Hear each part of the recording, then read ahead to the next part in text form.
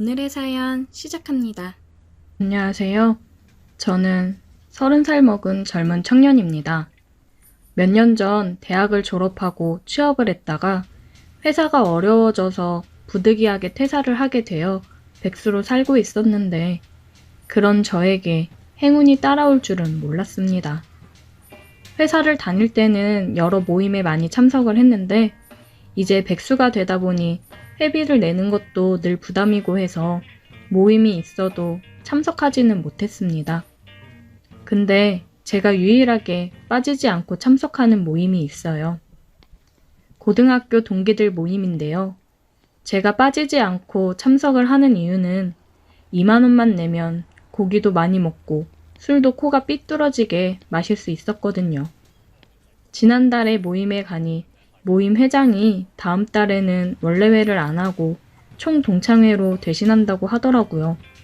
장소는 특급 호텔 대연회장에서 한다고 하길래 그러면 괜히 회비가 올라가는 게 아닌가 걱정을 했습니다. 그런데 친구놈이 그러더라고요. 회비 따로 올려 안 받으니까 나오라고요.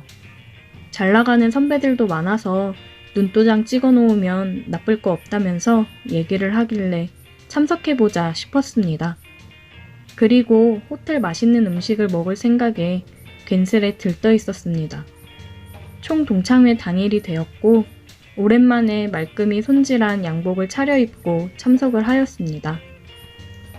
1부에서는 전임 총 동창회장의 퇴임사와 신임 회장의 취임사, 축사, 격려사 등 굉장히 지루하고 졸음이 쏟아지는 잘난 인간들의 지루한 연설과 차기 총선에 다시 출마하는 국회의원들 나리에 표 구걸하는 인사로 마감을 하고 나서야 마지막으로 장학금 전달식이 있었습니다.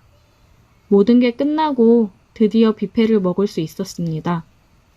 사회자가 사람들이 많으니 먼저 선배님들이 식사를 뜨러 가시고 후배들은 천천히 식사를 하라는 당부의 말이 있었지만 배가 고프고 뷔페에 눈이 돌아간 백수인 저는 그런 규칙은 아랑곳하지 않고 여러 접시에 음식을 미리 담아왔고 우리 테이블은 접시를 올려놓고 이야기꽃을 피우며 술을 마셨습니다.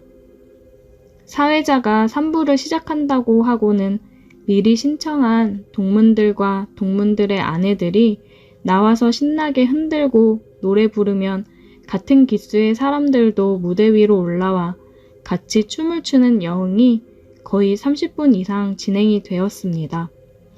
노래가 끝이 나자 초대 가수들의 공연이 시작되었습니다. 젊은 우리들이 좋아하는 가수가 먼저 나와 노래를 2곡 부르고 가고 또 윗 선배들이 좋아할 만한 트로트 가수가 초청되어 노래를 부르니 다들 박수를 치며 좋아하더라고요. 그리고 사회자가 그날의 마지막 무대라며 최근 정말 인기 있는 중년 가수를 소개했고 TV에서만 보던 그 가수가 나와 노래를 불렀습니다. 한 곡이 끝이 나자 그 가수는 우리 동문들을 보고는 자기가 노래를 부르면 함께 춤을 추실 한 분을 무대 위로 올라오라고 하더라고요. 저희는 박수를 치며 환호를 하였고 그 가수는 2 손을 들어 조용히 하라는 신호를 하자 조용해졌습니다. 하지만 시간이 지나도 자원해서 무대 위로 올라오는 사람은 없었고 결국 그 가수가 그럼 오늘 아름다운 붉은색 드레스를 입은 앞에 계신 사모님 나와주세요 하고 말하자 앞에서 사회를 보던 선배가 달려가더니 한 여자분을 억지로 모시고는 무대 위로 올려보냈는데 그 여자분이 얼굴을 붉히고 서 있자 남자 파트너도 필요하다고 하면서 열심히 음식과 술을 먹고 있는 저를 보며 손짓했습니다. 자, 이렇게 뜨거운 열기 속에서도 묵묵히 아주 맛있게 식사하시는 분 같이 모셔보겠습니다. 친구 녀석은 저를 툭툭 치며 얼른 나가보라고 해서 어리둥절한 표정을 하고 나갔습니다. 저는 무대 위에서 춤도 처음이었고 저보다 나이가 많은 분과 춤을 춰본 적도 없었어요. 그러나 하는 수가 없었습니다. 평소 빈털터리 저에게 술을 가장 잘 사주는 우리 기수 회장의 권유를 뿌리칠 수가 없었습니다. 난생 처음으로 그렇게 많은 사람들이 모인 곳에서 무대 위로 올라가서 얼떨떨한 상황에 저보다 나이가 많은 그녀를 마주보며 섰습니다. 그리고는 음악이 흐르자 가수는 우리를 멀리서 쳐다보며 노래를 부르는데 막상 품에 안고 춤을 추다 보니 나이 먹은 여자도 여자는 여자라고 부끄럽더라고요. 전 무대 반대로 고개를 돌리고 춤을 추자 그 여자도 부끄러운지 같은 방향으로 고개를 돌리고는 다른 남자랑 이렇게 춤을 추니까 떨리네요. 아, 저도 이런 건 처음이라 많이 떨리네요. 오랜만에 참 좋다. 저는 좋다는 그녀의 말에 괜히 심장이 떨려왔습니다. 앞에서 남편이 보고 있을 텐데 내가 이렇게 가까이 앉고 춤을 춰도 되는 건가 싶었습니다. 그리고 그녀는 잘 관리된 피부와 기품 있는 행동에서 제 나이대의 여자들과는 다른 기품이 느껴졌습니다. 그런데 그녀도 제가 마음에 들었는지 저에게 환한 미소를 지으며 저만 들리게 제 귓가에다 이따가 뒤쪽에서 보자며 얘기를 하더라고요. 노래가 끝나고 사람들의 박수 소리에 제정신을 차리고서 자리로 돌아갔습니다. 그녀는 잠시 뒤 자리에서 일어났고 저는 그런 그녀를 뒤따라 쫓아갔습니다. 왔네? 아, 예, 오라고 하셔서. 그쪽 내 취향이어서 한번 만나볼까 하고. 하는 일은? 저 지금 잠시 쉬고 있습니다.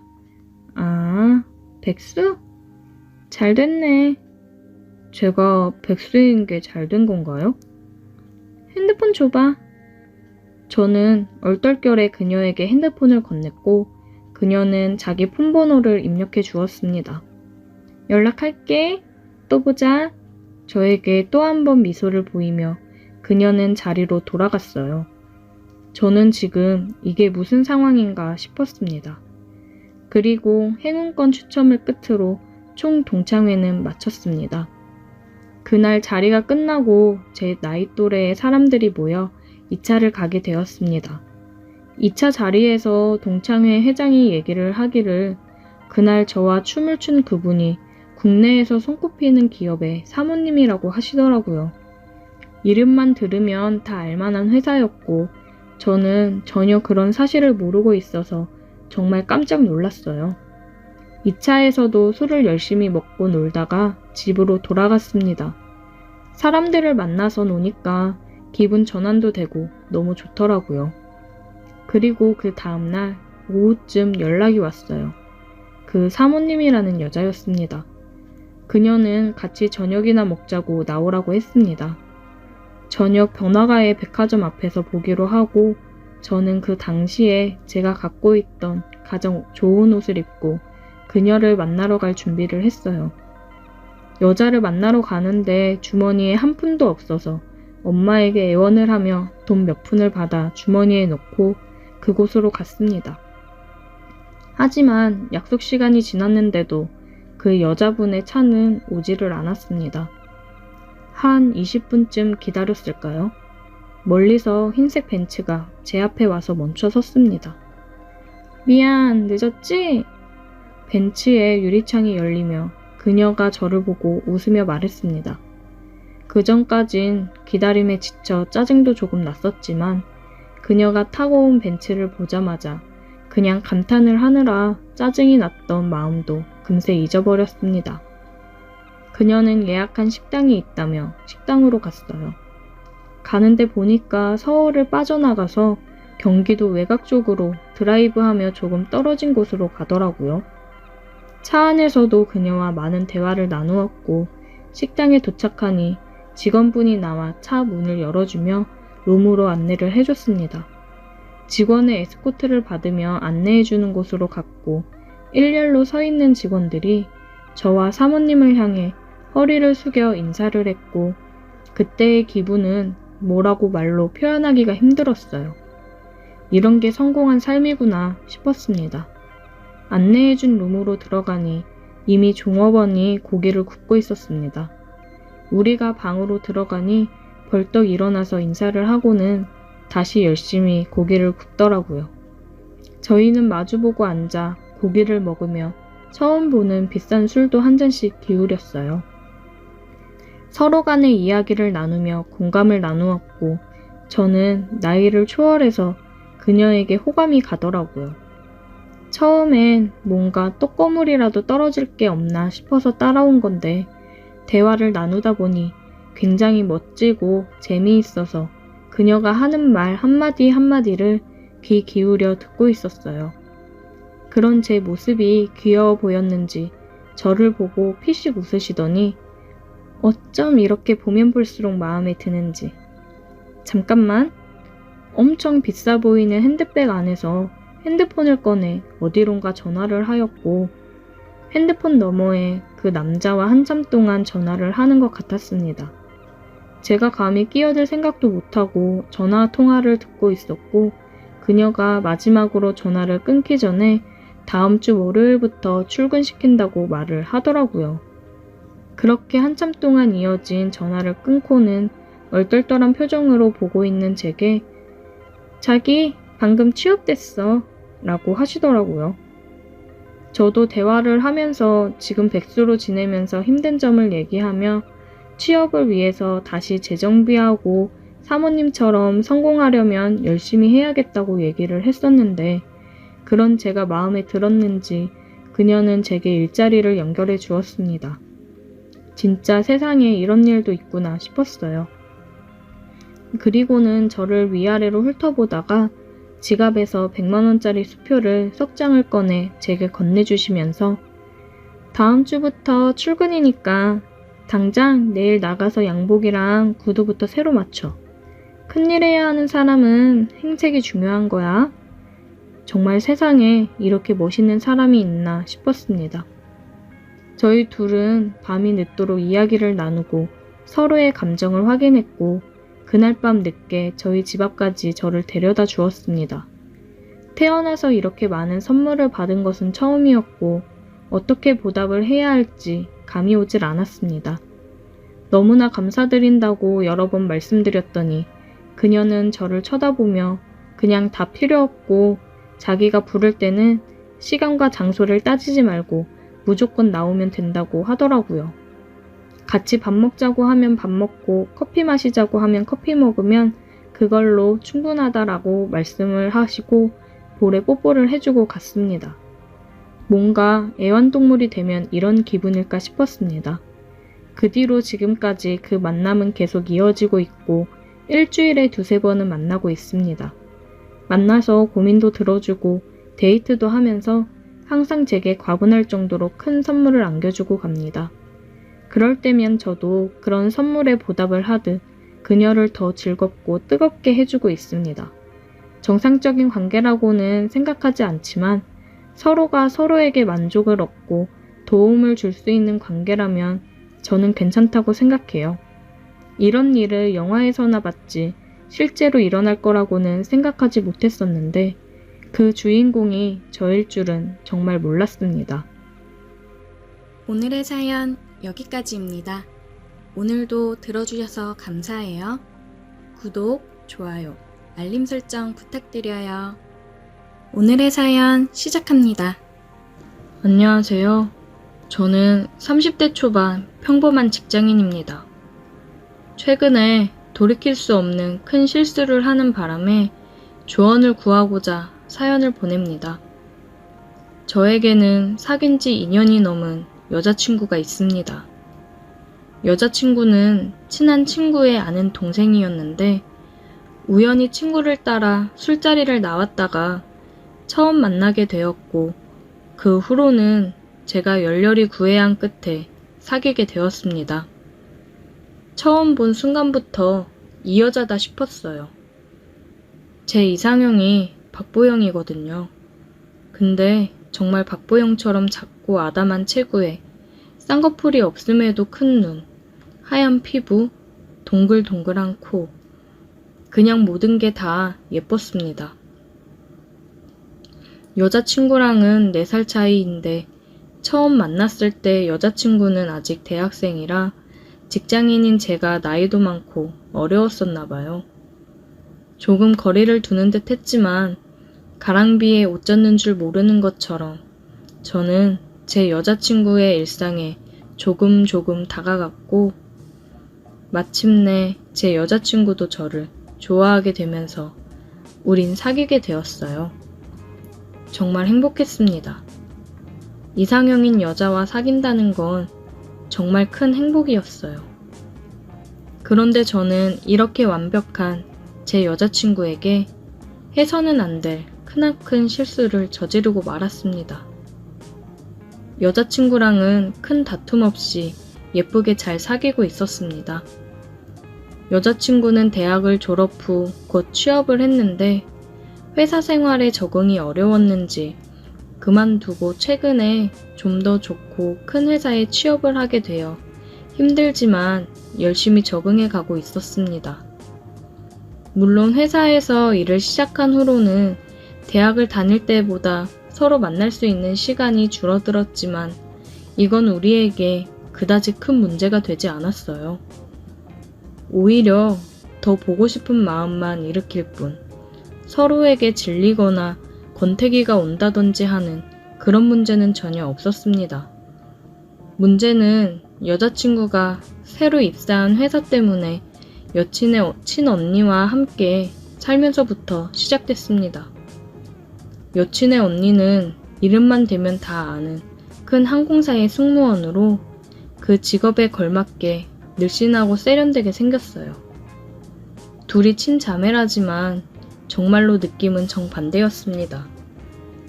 제 여친이 토끼 같은 느낌이라면 여친의 언니는 요염한 고양이 같았어요. 여친이 지금 여친의 언니와 함께 사는 집은 제가 사는 곳과는 정반대에 위치하는 바람에 왕복 1시간 반이나 걸려요. 저는 항상 데이트 후에 여친을 집까지 데려다 주는데 이사한 후로는 저도 좀 힘들더라고요. 그래서 데이트 후에 여친을 따로 데려다 줄 필요 없이 서로에게 편하게 여친의 집에서 데이트를 하고는 했어요. 투룸이라 여친의 집에서 자주 자고 가기도 했습니다. 여친의 언니는 비행날이 많아 자주 집에 있지는 않았고 여친의 언니가 종종 집에 있을 때면 같이 밥을 먹거나 영화를 보는 등 셋이서 잘 놀곤 했어요. 여친의 언니는 성격이 시원시원해 저를 편하게 대하더라고요. 동갑이라 더 편하게 다가왔던 것 같습니다. 어느새 우리는 친구처럼 곧잘 놀고는 했습니다. 문제의 사건이 일어난 날이었어요. 저와 제 여친은 여느 때처럼 업무를 하면서 문자를 주고받는데 여친이 사진을 한 장 보냈더라고요. 점심엔 뭘 먹었는지, 오늘은 뭘 입었는지 자주 사진을 찍어 보내기 때문에 아무 생각 없이 사진을 봤는데 세상에 승무원 유니폼을 입은 사진을 보냈더라고요. 코피가 쏟아지는 줄 알았습니다. 너무 예뻤어요. 어때? 언니 거 입어봤는데 잘 어울려? 대박! 수진아, 너무 예뻐. 진짜 최고야. 오빠가 좋아할 것 같았어. 오늘 언니 늦게 온다던데 집으로 올래? 남자라면 다 있는 로망 아닙니까? 점심부터 흥분돼서 이리고 나발이고 그냥 여친에게 가고 싶었습니다. 근데 웬걸? 거래처에서 주문을 늦게 하는 바람에 야근 아닌 야근을 해야 했어요. 여친에게 조금 늦게 끝날 것 같다고 말하니 자기도 친구 만나러 잠깐 나왔는데 남자친구랑 헤어졌다고 우울해해서 조금 걸릴 것 같다며 걱정하지 말고 천천히 오라고 했습니다. 저는 부랴부랴 일을 마치고 여친의 집으로 달려갔습니다. 주차를 한 뒤 여친한테 전화를 했지만 받질 않았어요. 나갔다 와서 씻고 있나 생각을 했고 비밀번호를 누르고 들어갔습니다. 거실에는 불이 켜져 있었지만 아무도 없었습니다. 방에 들어가니 여친이 불을 끈 채 침대에 누워 있더라고요. 기다리다 잠들었나 싶어서 가까이 가니 승무원 유니폼을 입고 누워 있더라고요. 절 기다리다 살짝 잠든 건지 자는 척 하는 건지 엎드려 누워 있었습니다. 승무원 유니폼을 입은 여친을 보자 가슴이 두근거렸고 참을 수가 없었습니다. 그래서 자고 있는 여친 옆에 누워 뒤에서 꼭 껴안았습니다. 여친도 좋은지 좀 더 몸을 제게 바짝 기대더라고요. 그런 그녀에게 입을 맞추기 위해 그녀의 얼굴을 돌려 잡았는데 그녀의 얼굴을 본 순간 심장이 철렁했어요. 제가 안고 있던 사람은 여친이 아니라 여친의 언니였습니다. 제가 너무 놀라 멈추자 여친의 언니는 오히려 먼저 제게 입을 맞춰왔습니다.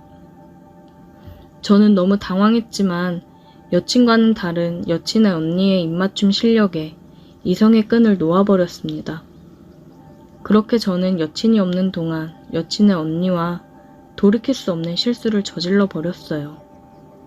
일을 끝낸 후에 여친의 언니는 오랜만에 해서 좋았다며 근데 이제 곧 동생이 올 테니 넌 가보는 게 좋겠다고 말하며 욕실로 들어갔어요. 전 심란한 마음을 뒤로한 채 도망치듯 그 집에서 나왔습니다. 집에 가는 길에 여친에게 전화가 왔지만 받지 않았어요. 여친은 친구가 너무 울어서 빨리 올 수가 없었다며 이제 집에 가고 있다고 미안하다고 많이 기다렸냐며 연락을 해왔습니다. 여친의 전화가 계속 오길래 피곤해서 퇴근 후 집으로 바로 왔다고 걱정 말라고 문자를 남겼습니다. 죄책감에 도저히 여친의 전화는 받을 수가 없더라고요. 그렇게 한 일주일은 그냥 문자만 하며 여친을 피해 다녔습니다. 갑자기 이러니 당연히 여친도 속상해 하더라고요. 여친을 어떻게 대할지 몰라 무작정 피하기만 했더니 여친이 결국 회사 앞으로 찾아왔더라고요. 그동안 걱정이 많았는지 얼굴이 헬쓱한 게 마음이 아팠습니다. 그렇게 근처 카페에 들어가 대화를 나눴습니다. 여친은 자기에게 실증이 난 거냐며 울먹이며 말하는데 그 모습에 정말 가슴이 찢어지는 것처럼 아팠습니다. 하지만 여친의 언니와 있었던 일을 절대로 말할 수가 없었어요. 그래서 그냥 집안에 힘든 일이 있어서 혼자 있을 시간이 필요했다며 걱정시켜서 미안하다고 여친을 달랬습니다. 그렇게 오랜만에 여친을 만나 화해의 키스를 하고 여친을 집으로 데려다 줬어요.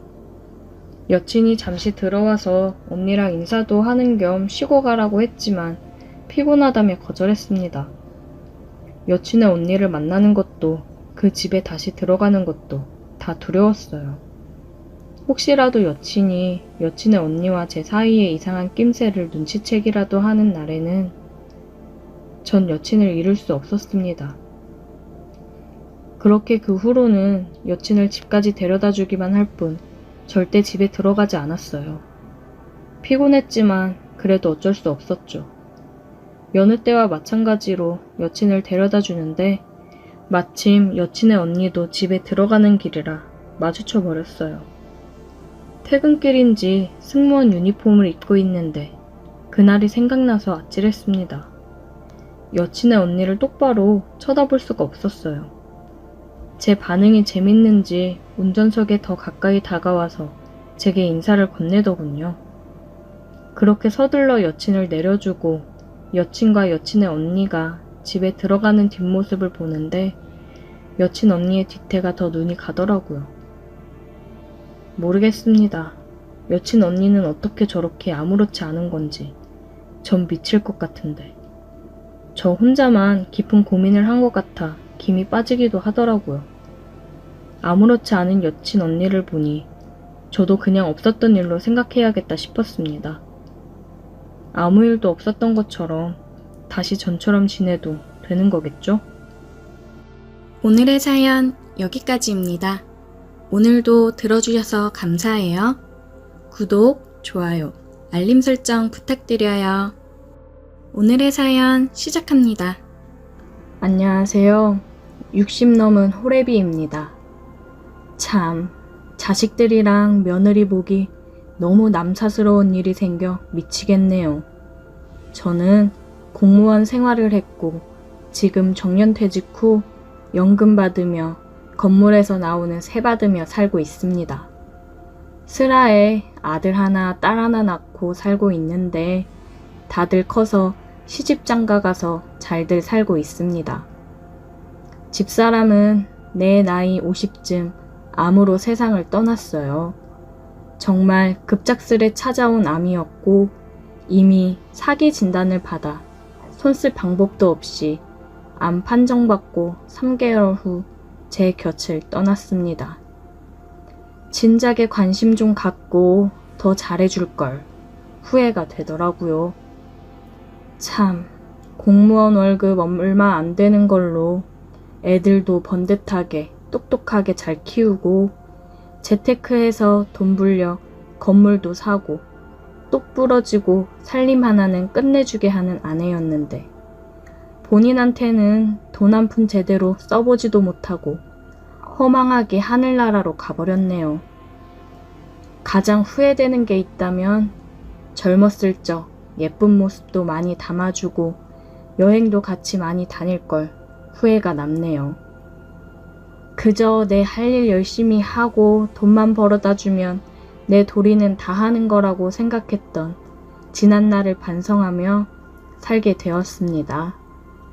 아무래도 집사람을 떠나보내고 자식들이 걱정이 되는지 번갈아가며 집에도 자주 들르고 딸이랑 며느리가 반찬도 해다주고 살뜰히 챙겨주었어요. 늙은이 챙기기 다들 사는 게 바빠 힘들 텐데 이렇게 챙겨주니 고마웠습니다. 아들은 자기가 모시고 살겠다며 집으로 들어오라고 하는데 그게 어디 쉽나요? 며느리도 저를 많이 챙기고 잘해주는 걸 알지만 같이 살게 되면 그건 또 다른 문제라고 생각하기 때문에 나는 더 늙어서도 니들한테 신세 안 지고 요양원 가서 살 거니 내 신경 쓰지 말고 살라고 했습니다. 같이 안 산다고 해서 그런지 더 자주 찾아오고 같이 저녁을 먹고 가고 그랬어요. 그 마음이 참 고마웠죠. 그러다 빌라 한 곳 세입자가 계약이 만료되어 나간다고 해서 새로운 세입자를 구했는데 부동산에서 처음 봤을 때부터 사람이 참 싹싹하고 예의도 바르더라고요. 좋은 집에서 좋은 기운 받아 행복해졌으면 좋겠다고 처음 본 날부터 본인에 대한 얘기를 하는데 뭔가 사연이 많은 여인이구나 생각을 했습니다. 계약을 하고 나오는데 그 여인이 저를 불러 세웠어요. 저 사장님, 저랑 커피 한잔 하실래요? 나랑 커피요? 괜찮수다. 그러지 말고 제가 사드릴게요. 이렇게 좋은 집 싸게 내주셔서 감사해서 그래요. 늘 지루하고 똑같던 일상이었는데 커피를 마시자고 하는 여자가 있으니 혹해서 그럼 한 잔 마시러 가보자고 했습니다. 근처 카페에 가서 차 한잔하며 얘기를 나눴는데 아까보다 더 자세히 본인에 대해 얘기를 하더라고요. 실은 남편이 바람나서 이혼하고 혼자 지낼 생각하니 막막했거든요. 근데 좋은 집 싼 가격에 월세 내주시고 이 집을 본 순간부터 뭔가 제가 앞으로 잘 살아갈 수 있을 것 같은 희망 같은 게 생겼다고 해야 되나? 그렇더라고요. 이전 세입자분이 굉장히 잘 돼서 나갔다면서요? 아, 맞아요. 그 청년이 시험 합격해서 변호사가 된다지 아마. 저도 앞으로 좋은 일들만 있었으면 좋겠네요. 사장님이 아빠 같고 너무 편해서 저도 모르게 자꾸 얘기를 하게 되나 봐요. 어릴 적에 부모님 두 분 다 일찍 돌아가시고 친척집에 얹혀 살면서 눈칫밥 먹으며 살았거든요. 제 인생은 왜 이렇게 불행한 걸까요? 여인의 말을 듣는데 우리 며느리 또래 같은데 참 안쓰럽다는 생각이 들었습니다. 그래서 곧 좋은 날이 올 거라며 위로를 해주었지요. 그러다 그 여인이 종종 이렇게 얘기하며 지내도 괜찮냐고 하더라고요. 그래서 힘들거나 그러면 언제든 얘기하라고 했습니다. 그 여인은 앞으로 같이 식사도 하고 커피도 마시고 가끔씩 소주 한 잔도 같이 하자고 하더라고요. 그렇게 젊은 친구를 하나 사귄 느낌이었어요. 내가 혼자 있는 걸 아니 반찬도 해다 주고 가끔 집에 와서 살림도 해주고 그러더라고요. 괜찮다며 한사코 거부했지만 자기가 해주고 싶어서 그런 거라며 그러더라고요. 그렇게 한 달쯤 친구처럼 지내는 관계가 지속되었습니다. 그러면서 점점 뭔가 사귀는 연인들이 할 법한 스킨십을 살짝씩 해온다던가 그랬어요. 이 여인이 나를 남자로서 보는 건가 하는 생각에 빠졌을 때 우리 집에서 저녁을 먹으며 술 한잔을 하다 나를 남자로 생각하고 있다는 게 확실해졌습니다. 소주를 둘이서 3병쯤 마셨을까요? 취해서 그런지 평소보다 스킨십이 더 많아졌고 저도 술 기운을 핑계로 받아주고 있었습니다. 그러다 여인은 저에게 자기를 어떻게 생각하냐고 묻더라고요. 영감님은 나 어떻게 생각해요? 어떻게 생각하긴 좋은 친구라고 생각하지. 정말 좋은 친구, 그게 다예요? 그러면서 제게 입을 맞추었습니다. 집사람과 사별하고 얼마 만에 여자와의 입맞춤인지 정신이 나갈 것 같더라고요. 그 여인은 더 적극적으로 내게 다가왔고 여인의 주도하에 우리는 뜨거운 밤을 보냈습니다. 다음날 술이 깨고 정신을 깨보니 이게 무슨 상황인가 아차 싶었어요. 나이 차이 많이 나는 이 여인과 뭘 어찌하자고 이런 짓을 했는지 아차 싶더라고요. 영감님 일어났어요? 잘 잤는가? 영감님이랑 이렇게 안고 있으니까 너무 좋다. 우리가 이러면 안 되는 게 아닌가 얘기를 하니 자기를 가지고 논 거냐며 엉엉 울더라고요. 자기는 진심으로 사랑해서 그런 건데 나는 그런 게 아니었냐며 우리가 여태 함께 밥 먹고 술도 마시고 진솔한 얘기도 하고 그랬던 건 도대체 뭐였냐며 울었습니다. 저는 당황을 했고 나를 사랑한다는 이 여인의 말을 철석같이 믿었지요. 그러다 모든 진실을 알게 되었습니다. 하루는 며느리가 친정에서 게장을 보내줬다며 집으로 가지고 찾아왔어요. 여인이 일 마치고 저녁에 집에 온다고 했는데 며느리가 와 있으니 다음에 오라는 얘기를 미처 하지 못했습니다. 아버님 좋아하시는 간장게장이에요. 제가 저녁 준비할게요. 그이도 일 끝나고 여기로 바로 오기로 했어요. 간장게장이 실하니 맛있겠네. 내가 알아서 챙겨 먹으마. 집에 가서 애들이랑 아범이랑 먹어. 애들은 친구들이랑 저녁 먹고 학원 간대요. 오랜만에 아버님이랑 저녁 먹고 가려고요. 며느리를 돌려보내려던 찰나 여인이 집으로 들어왔어요. 영감님, 저 왔어요. 참 난감하게 됐구나 생각을 하던 중에 며느리가 깜짝 놀라며 얘기를 하더라고요. 뭐야? 미진이 네가 왜 여기 있어? 어머, 선미야. 둘이 아는 사이니? 제 친구예요, 아버님. 이게 지금 무슨 상황이에요? 친구라고? 많이 놀랐지? 실은 우리 좋은 마음으로 만나고 있는 사이다. 참, 얘기하려고 했는데 나이 차이가 많이 나다 보니까 남사스러워서 말을 못했다. 네? 그게 무슨... 김미진, 네가 얘기해봐. 지금 이거 무슨 상황이야? 선미야, 그게 우연히 영감님 만났는데 어쩌다 보니 서로 마음이 맞아 이렇게 됐네. 너희 시아버지인 줄 정말 몰랐어. 아버님, 죄송하지만 저 이 만남 절대 반대예요. 아버님, 쟤랑 만나시면 안 돼요. 시우어머마, 나도 안다. 네가 뭘 걱정하는지. 아무래도 우리 나이 차이가 많이 나지. 더군다나 시우어멈 친구라니. 나도 놀랐는데 너도 많이 놀랐을 거야. 그래도 집사람이랑 사별하고 처음으로 좋은 마음 가지고 만나는 사람이다.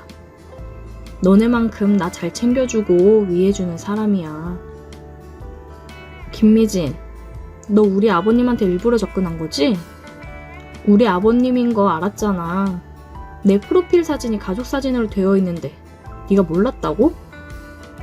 어머 얘, 나 정말 몰랐어. 그래, 우리 그냥 빌라 세입자로 와서 부동산에서 처음 만난 거야. 아버님, 이런 말 정말 죄송한데요.